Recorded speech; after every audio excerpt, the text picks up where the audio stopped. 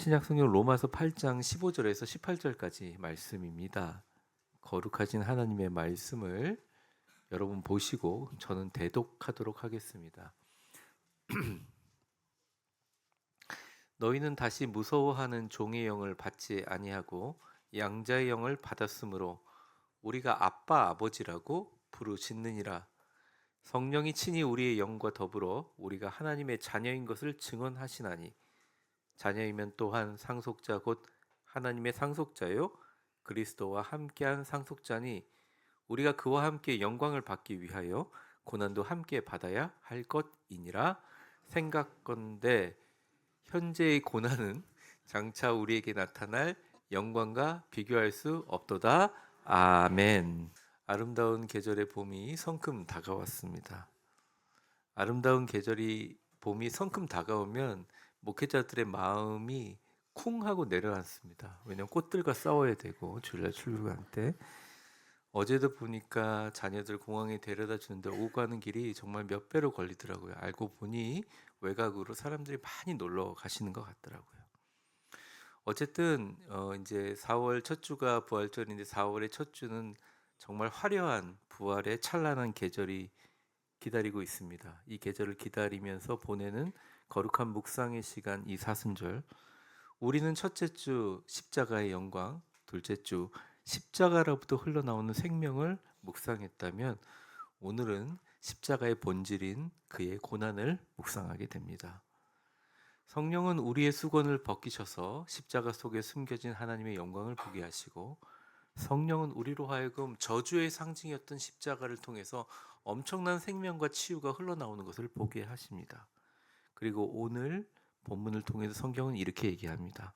성령은 다른 모든 것을 바꾸시지만 무엇보다 나의 삶을 바라보는 우리의 시선을 바꾸신다. 누구나 형통하고 행복할 때는 세상을 밝게 봅니다. 그리고 사실 신앙적으로도 그다지 문제가 없죠. 근데 고난이 오면 크리스찬을 비롯해서 모든 것들이 삶이 달라지죠. 아무리 믿음이 좋은 신앙인이라고 하더라도 고난은 불청객입니다.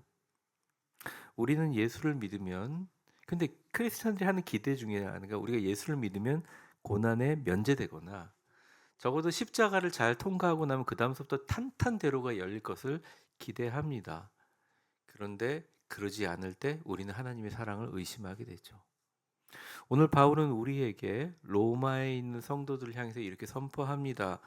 우리가 영광을 받기 위해 고난도 함께 받아야 할 것이니라. 종종 세상은 고난을 실패로 해석하고 또 어떤 분들은 이 고난을 어떻게 보면 형벌이라고 해석하기도 합니다. 어떻게 보면 성경 좀 신앙이 있다는 분이 고난을 당하면 내가 뭘 잘못했나 아니면 저 사람이 뭘 잘못했나 이렇게 해석하는 시각이 우리의 어떻게 보면 내면 의식 속에 있어요. 아니라는 거죠. 이건 그냥 세상의 시선이라는 겁니다. 하지만 성령님은 오늘 우리의 삶의 고난에 대해서 다른 시선을 갖게 해요. 너희 고난은 실패나 형벌이 아니라 그 고난은 바로 너희를 위해서 죽으신 예수 그리스도의 영광의 십자가를 보여주는 것이다. 이 성경의 말씀, 또 이 성령의 메시지가 과연 어떤 의미인가? 그 궁금증과 질문으로 오늘 설교가 시작합니다. 우리의 고난을 영광의 십자가로 바꾸는 성령이라는 제목으로 고난의 영광의 언어를 통역하시는 성령님의 은혜로운 해석과 우리 시선에 대해서 함께 살펴보도록 하겠습니다. 설교를 들어가기 전에 저의 설교를 오래 들으셨던 분들 에게 조금 더 설명을 약간 드리면 기본적으로 우리가 자기 자신을 속이지는 말아야 된다는 생각합니다. 고난은 고난이잖아요. 그러니까 지나치게 뭐 이단의 종교 지도자들이라든지 또 잘못된 신앙을 가진 사람들이 고난을 미워하는 경우가 있습니다. 절대 그 말을 들으려는 건 아니에요. 고난은 고난이다.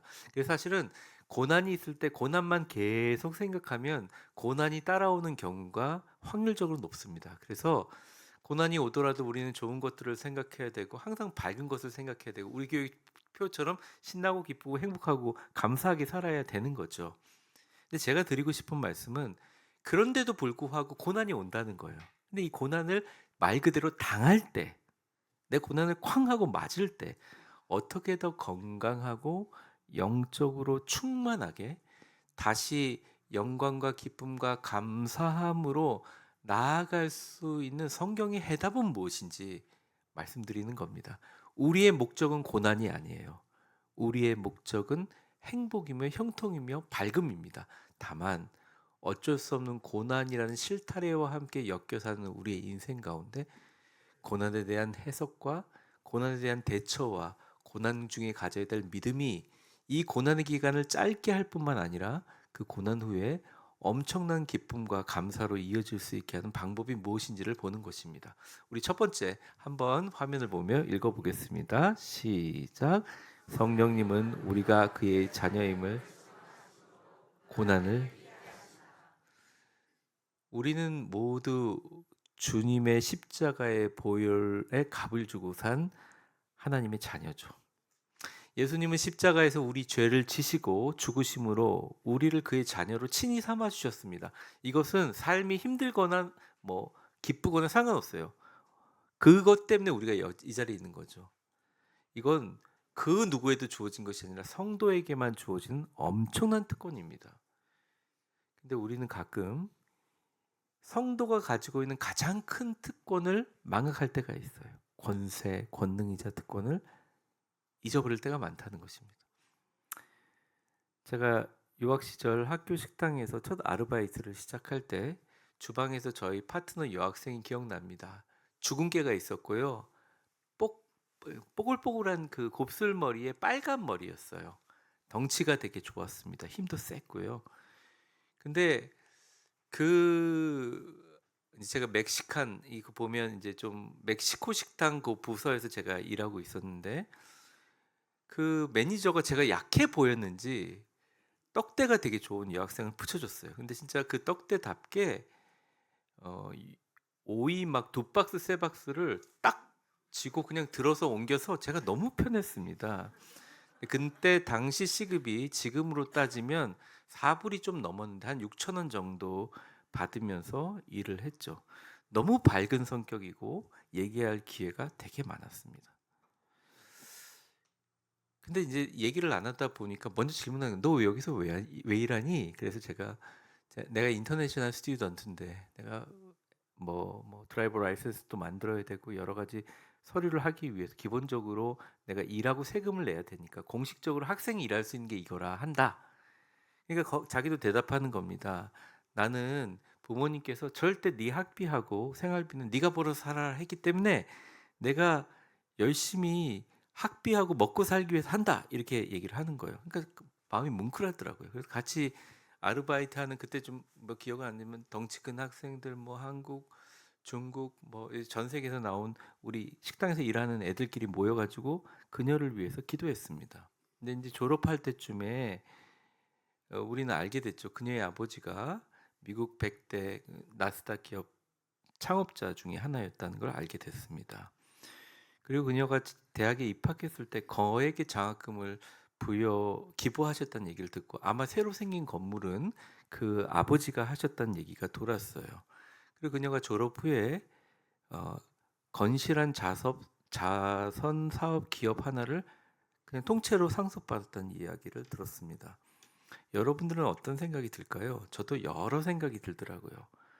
근데 그때 제가 들었던 생각 중에 가장 큰 생각은 뭐냐면 아마 그녀가 예전 식당에 일할 때 여리여리한 남자애가 있어가지고 자기가 뭐 오이 뭐 3박스 막 나르고 계속 일할 때도 고난이 있긴 있었겠지만 그때마다 그녀가 자신이 누구의 딸이라는 것을 약간이라도 생각했다면 그냥 좋은 경험이구나 하고 어차피 집에 가거나 아니면 뭐 기숙사 가도 전화하는 건 우리 아빠인데 근데 이런 생각 때문에 한때 재밌는 경험으로 느끼며 미소 지었지 않을까라는 생각이 들더라고요.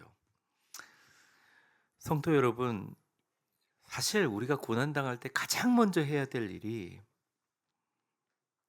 우리가 누구인가를 기억하는 겁니다. 우리의 정체성을 기억해야 되는 거죠. 우리는 누구 거죠? 우리는 하나님의 자녀입니다. 고난 중에 잊지 말아야 한다는 거예요. 당연히 고난이 오면 힘들죠. 누군들 싶겠습니까? 성도들 보고 아플 때 기도해 주지만 그 마음을 느끼지 못했고, 성도들이 폐가 아프다고 할 때 그 마음을 느끼지 못했는데 제가 겪어보니까 정말 힘든 거더만요. 누구에게도 고난은 개인적이고 가장 극단적이고 가장 큽니다. 그런데 그 고난 중 우리는 잊지 말아야 돼요. 두려움에 사로잡히기보다는 내가 누구인지를 살펴봐야 합니다. 주님께서 반드시 길을 여시고 더 좋은 것으로 인도한다는 확신을 크리스찬들이 가지는 이유는, 왜냐? 하나님은 우리 아버지. 자식이 그렇게 당하는 것을 그냥 두고 계시지 않는 아버지. 자녀의 모든 것을 합력하여 결국 궁극적인 선으로 인도하신 아버지임을 믿고 있기 때문입니다. 그런데도 신앙인들은 가끔 고난이 오면 인생이 마치 끝난 것처럼 두려워하는 분들이 계시죠. 마치 재벌 상속녀가 학교 식당에서 일하다가 봉급이 제때 나오지 않아서 나 이번 학기 학교 미납하면 쫓겨날까 봐 걱정하며 두려워하는 것과 같습니다. 사실 진실은 어릴 적에 얘 돈의 소중함을 좀 가르쳐서 나중에 기업 상속하기 위해서 준비시키려는 분이 아버지의 의도인데, 근데 학비를 걱정하면서 내가 누구의 딸인지 잊어버리고 울면서 세상이 끝났다고 얘기하는 것 자체가 말이 안 되는 일이죠. 그런데 일이 말도 안 되는 두려움으로 사로잡혀서 신앙도 잃어버리고 건강도 잃어버리는 생각보다 많은 크리스찬들이 계신다는 거예요. 고난의 파도가 밀려올 때 우리의 정체성을 잠깐 까먹는 거죠. 내가 누구였지?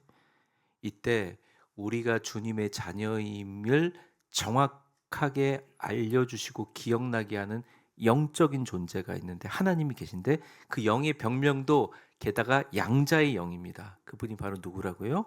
성령님이라는 거예요.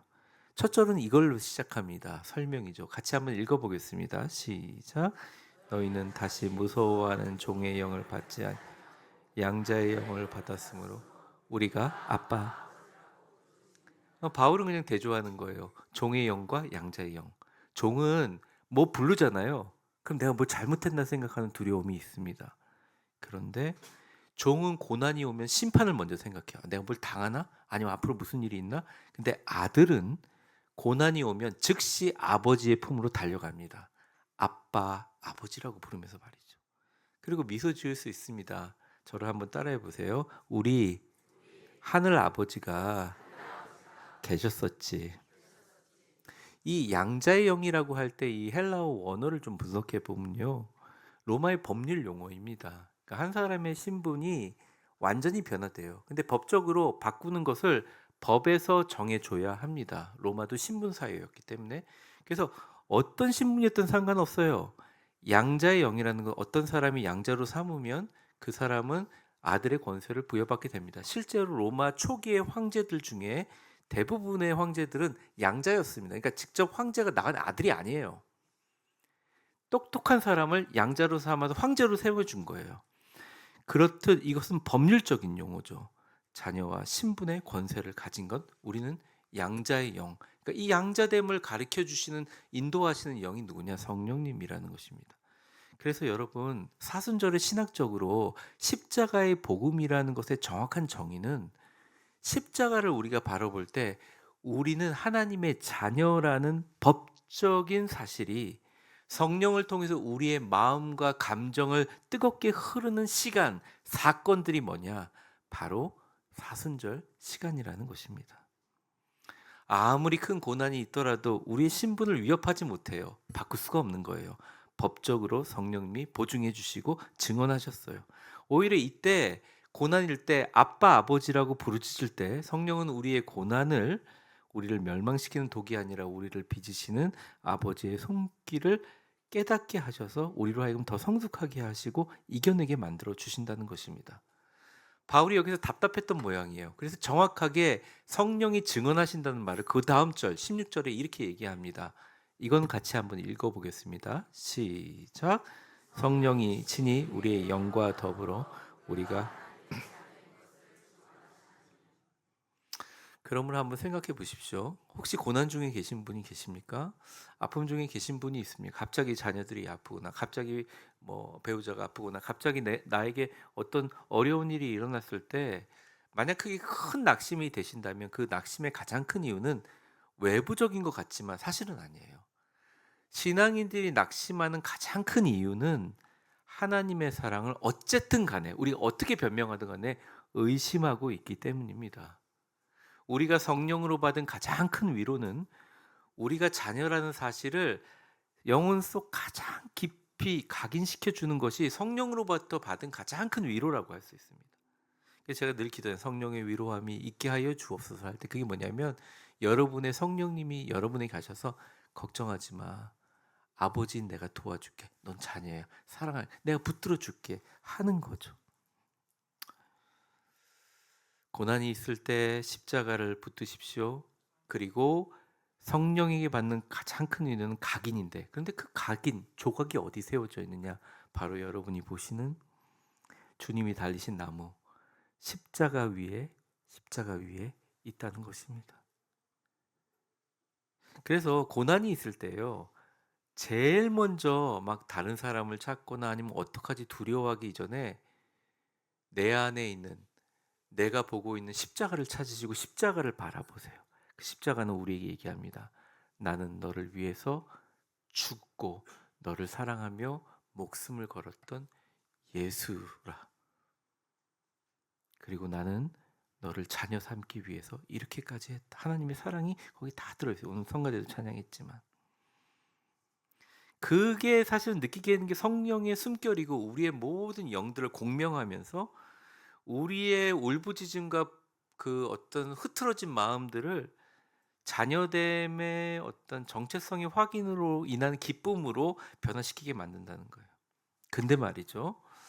목회를 하다 보니까 이건 보통 고난인데 진짜 말도 안 되는 고난을 당하신 분들이 있어요. 인간의 말로 위로할 수가 없습니다. 위로가 되지 않아요. 그때마다 제가 갖고 있는 언어의 한계를 극명하게 느낍니다. 제가 할 수 있는 게 그거예요. 집사님 뭐 힘내십시오. 근데 이 거대한 슬픔 앞에서 정말 초라하게 느껴질 때가 많습니다. 그러나 제가 기도하면서 많은 일들을 겪고 또 기도하면서 느끼는 것은 제가 할 수 있는 유일한 일은 슬픔을 당하신 분이나 슬픔을 위로하는 저나 우리들은 성령의 도우심을 그때 구해야 돼요. 십자가를 보면서. 그리고 함께 그분들과 함께 아빠, 아버지를 부르고 재확인하는 일이라는 것입니다. 가끔 슬픔 가운데서도 목사님 그래도 하나님 아버지가 계시니까 제가 잘 견디겠습니다 이럴 때 그리고 미소를 지을 때 그곳에서 양자의 영이 역사하는 거룩한 성소가 성도의 몸에 지어져 가는구나 하는 감격을 느낍니다. 그 성도의 미소와 웃음, 회복을 보면서 목회에 저도 힘을 얻고 또 많은 위로를 받습니다. 당시 갈라디아 교회 엄청난 핍박을 당했죠. 그런데 갈라디아 교회를 향해서 바울은 이렇게 그들의 정체성을 위로하면서 이야기합니다. 같이 한번 읽어볼까요? 시작. 너희가 아들임으로 하나님이 그 아들의 영을 우리 마음 가운데 보내사 아빠 아버지라 부르게 하셨느니라. 그러나 내가 이후로는 종이 아니요 아들이니 아들이면 하나님의 말미암아 상속자를 받으리라. 상속자가 되리라 이런 말입니다.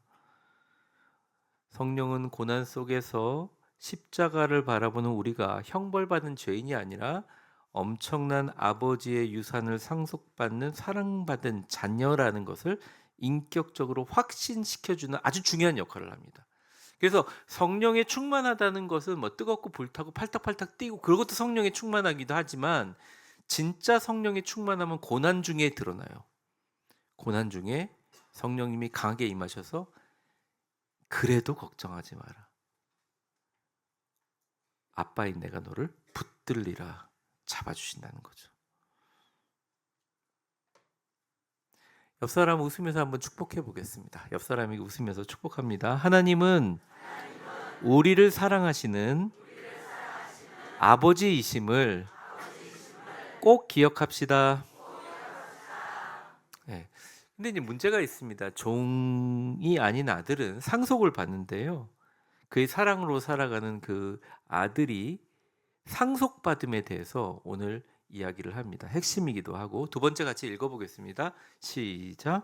성령은 고난의 십자가는 비교할 수 없는 영광임을 고난의 십자가는 비교할 수 없는 영광임을 알게 한다. 이게 사실은 바울이 자녀가 아버지의 것의 자녀고 하지만 상속받는 것에 대해서 깊이 설명하면서 이제 17절을 설명하는데 17절을 보여주시면 이렇게 얘기합니다. 자녀면 또한 상속자 곧 하나님의 상속자다. 그리스도와 함께한 상속자다. 그 다음서도 읽어볼게요. 우리가 시작. 우리가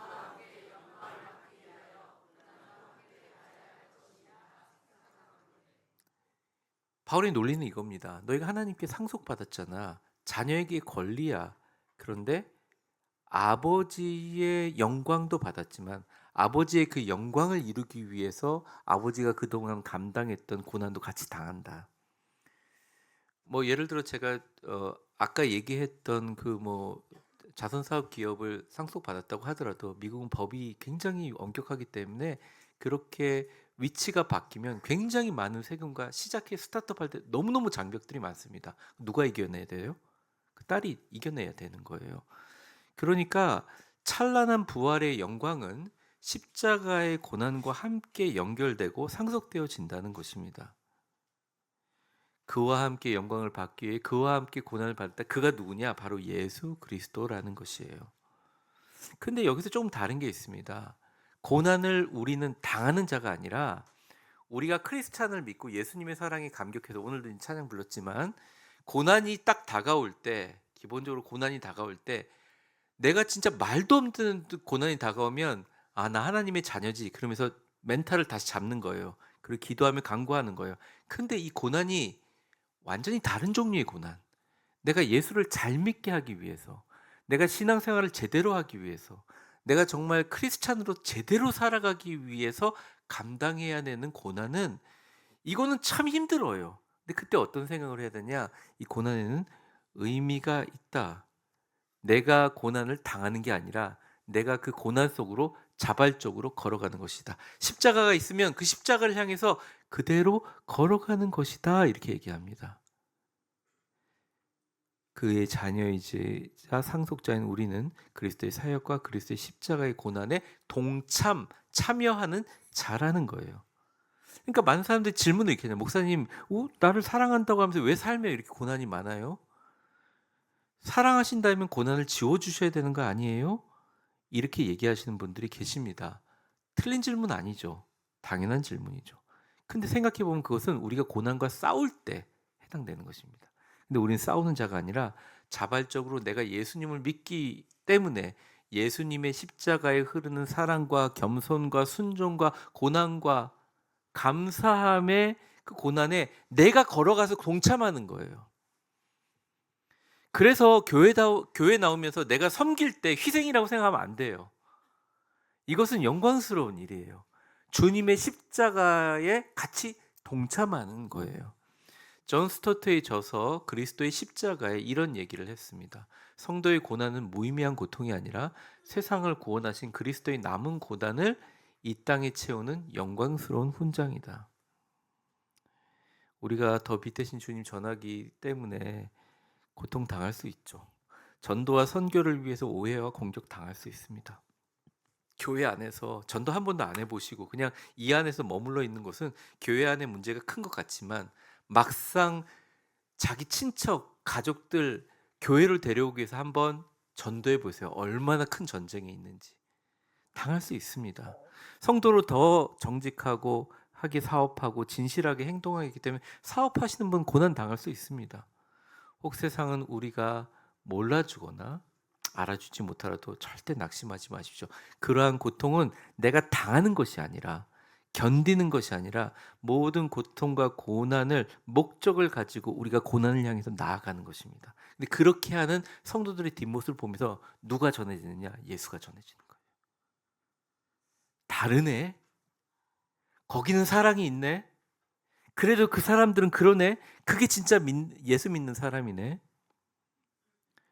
우리를 위해 십자가에 달리시고 죽기까지 참으신 예수님의 현존을 세상이 경험하게 된다는 거예요. 고난 앞에서 십자가를 붙드는 게 그 의미입니다. 그래서 사도행전에 보면 예수님 전하다가 잡혀오고 채찍 맞은 사도들이 고통과 고난 속에서 이렇게 해요. 그들이 옳게 여겨 사도들을 불러들여 채찍질하고 예수의 이름으로 말하는 것을 금하고 놓으니. 빨간 글씨 읽어볼게요. 시작. 사도들은 그 이름을 위하여 능욕받는 일에 합당한 자로 여기심을 기뻐하면서 공회함을. 중요한 게 기뻐함이라는 거죠. 내가 주님 위해서 핍박받고 주님 위해서 고통당하고 신앙인의 품격을 지키기 위해 애매한 고난을 당하고 그 고난의 자리로 나아가는 게 얼마나 나에게는 영광이냐. 나를 위해 죽으신 십자가에 지신 예수님의 사역의 연결을 가지고 내가 그 연결자로 나가는 영광의 자리에 내가 합당하니 얼마나 기쁩니까? 이러면서 그들은 채찍에 맞고서 기쁨으로 다시 거리에 나가 전도했습니다. 이게 세상이 이해가 되겠어요? 교회에서 더 나에게 잘 친절한 사람들, 내가 세상 속에서 나한테 저 잘해주는 사람들만 만나게 해달라고 기도하는 우리가 고난에 대한 시선을 바꾸고 십자가를 보게 되면 오히려 그들이 고통당하고 어려워하고 나에게 피해를 주는 사람이고 내가 도와줘봐야 아무 소용도 없는 사람을 향해서 내가 고통당하고 때로는 내가 약간 불편함을 겪는 그 과정이 가장 훌륭한 신앙이고 가장 하나님의 영광을 돌리는 기쁨이라고 느끼는 의식의 전환이 일어나게 된다면, 뭐 애매한 고난이야 우리가 자녀의 권세를 이길 수 있겠지만 내가 예수 믿고 당하는 고난이라면, 그렇게 생각한다면 얼마나 우리의 삶을 보면서 사람들이 예수님께 돌아오겠습니까? 아직까지 세상은 이해하지 못하고 지금도 마찬가지인 것 같습니다. 자국의 이익을 위해서 그 어떤 전쟁도 테러도 희생도 민간인들의 죽음도 정당화되는 이 시대 속에 과연 세계에 믿지 않는 사람들이 기독교를 바라보는 세상 사람들의 시각은 어떨까? 그리고 우리 기독교인들도 세상을 보는데 이 세상을 바라보는 우리 성도님들과 그 성도님들의 신앙을 보면서 자라나는 자녀들의 생각은 무엇일까? 그들이 보면서 과연 우리가 세상을 향해서 전해야 될 예수의 복음은 과연 무엇이라고 우리가 얘기할 수 있을까인 거예요. 이 사순절 주님의 피 흘린 십자가는 우리에게 이야기합니다. 이거다. 그럼에도 불구하고 너는 용서하고 사랑하고 손해보고 도와주고 울어주고 일으켜주고 감싸주라. 우리 맨날 예배 끝나면 찬양하잖아요. 그 찬양이 가사예요, 그게. 예수님이 그래도 좀 안쓰러우셨나 봐요. 2000년 전에 그래서 예언을 이렇게 하십니다. 인자, 자신을 하는 별명이죠. 말미암아 사람들이 너희를 미워하고 멀리하고 욕하고 너 이름을 악하다 하여 버릴 때 너희에게는 뭐가 있다고요? 복이 있도다. 그렇습니다. 성령은 고난을 바라보는 우리의 시각을, 십자가를 바라보는 우리의 생각을 바꿔주시죠. 세상은 실패와 고난, 고통, 어리석은 것, 하지만 성령이 충만하게 임하시면 고난의 십자가를 우리가 함께 동참하고 지는 거야말로 앞으로 다가오는 어마어마하게 비교할 수 없는 영광이라고 얘기하신다. 혹시 이 자리에 좀 예수 좀 잘 믿어보려고 그랬는데 내가 신앙이 더 커가는 것 같은데 그러기 위해서 작은 십자가 지고 세상을 향해서 빛이 되기 위해서 몸부림치는데 너무 힘들어서 지치는 분들이 계시다면 제가 좀 부탁드리고 싶습니다. 절대 지치지 마세요. 이전 것과 달리 힘드시겠죠. 하지만 주님과 교회를 향한 여러분의 한숨, 눈물, 고난, 용서, 이 고통이 얼마나 영광스러운지 우리는 알 수 없습니다. 근데 분명한 것은 그것은 그 어떤 것과도 비교할 수 없어요. 엄청난 큰 건물로 교회를 몇천억, 몇백억을 지어가지고 세운 것도 영광일 것 같죠. 우리 유럽이나 세계 나가보면 교인들은 한 20명도 안 되는데 천문학적인 비용으로 지은 교회들이 있잖아요. 옛날에는 이게 영광이었어요. 근데 성경을 읽다 보면 영광은 뭐냐면 저기 어디서 교인 하나가 예수님 믿기 때문에 참아요. 저기 안에서 어느 교인 하나가 예수님 때문에 사랑하며 용서하느라고 기도하며 울어요. 저기 어느 교회에서 교회 안에서 어떤 어려움이 있을 때 그 고통과 아픔을 다 끌어안고 그 사람이 감당하면서 내가 그리스도의 십자가를 지는 게 얼마나 기쁜지 그것에 대한 영광을 체험해요. 그 모든 작은 빛들이 모인 것이 하나님이 보시기에는 가장 비교할 수 없는 영광이라는 거예요. 아무리 전쟁을 많이 일으키고 엄청난 강대국이 된다고 해서 그 나라를 보면서 예수를 믿겠습니까? 세계 최대의 선교국이잖아요. 미국이 어쨌든 예산상으로. 사랑하는 성도 여러분, 제가 어제 설교를 작성하면서 적은 글입니다. 한번 부끄럽지만 같이 읽겠습니다. 시작. 우리가 삶에서 십자가를 붙드는 목적은 나를 통하여 분명한 여러분의 삶의 목적이 있어요. 여러분이 주님 때문에 참으셨다면 주님을 드러나게 하는 거예요. 주님 때문에 용서했다면 주님을 드러나게 한 거예요. 불신자들에게 주님의 사랑을 보이셨다면 여러분들은 제대로 살고 있는 것입니다. 삶의 목적이. 이게 빛을 들고 세상을 살아가는 거죠. 그래서 18절에 말합니다. 생각하건대. 언어를 잠깐 보면 록이 좀 많은데 이거는 치밀하게 생각했다는 거예요. 넘어갑시다. 그러니까 바울이 엄청 고생하면서 치밀하게 생각하고 그 수많은 고난과 죽을 고생을 하면서 확정적인 정확한 영적 결론, 고난은 뭐다? 결론을 냈어요.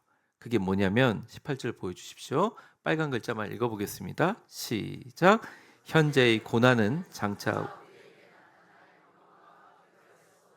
비교할 수 없다는 거예요. 여러분, 고난을 이기는 고난이 있고 고난 속으로 들어가는 고난이 있습니다. 둘 다 성령님이 인도해 주시는데 절대 흔들리지 않게 주님께서 인도해 주실 줄 믿습니다.